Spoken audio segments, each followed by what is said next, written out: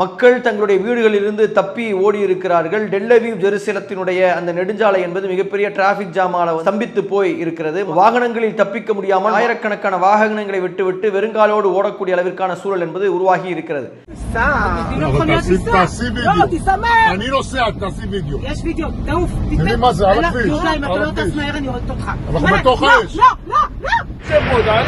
காசாவில் இருக்கக்கூடிய மக்கள் எவ்வாறு துரத்தப்பட்டு வீடுகள் இழந்து அலைந்தார்களோ அவ்வாறு பலர் அவ்வாறு அலையக்கூடிய ஒரு சூழல் என்பது உருவாகி இருக்கிறது.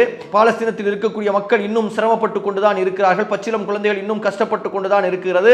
இந்த நேரத்தில் அரசியல் செய்வதற்கு பெஞ்சமின் நெத்தன்யாகு தவறவில்லை. இந்த தீயை ஏற்படுத்தியது பாலஸ்தீனர்கள் என்று சொல்லியிருக்கிறார். பாலஸ்தீனியர்கள் ஜெருசலம் என்கின்ற நகரை நாங்கள் விரும்புகிறோம் என்று சொல்கிறார்கள், ஆனால் அந்த நகரத்தையே எரிக்கிறார்கள் என்று அயோக்கியத்தனமான ஒரு பேச்சை அவர் பேசியிருக்கிறார். இவர் பேசக்கூடிய இந்த பேச்சுக்கும் இங்கே இந்தியாவில் மோடி பேசக்கூடிய ஒரு பேச்சிற்கும் எந்த விதமான வித்தியாசமும் இல்லை. தங்களுடைய ஆட்சியை காப்பாற்றிக் கொள்வதற்காகத்தான் அவர்கள் இப்படிப்பட்ட பேச்சுக்களை பேசிக்கொண்டு இருக்கிறார்கள்.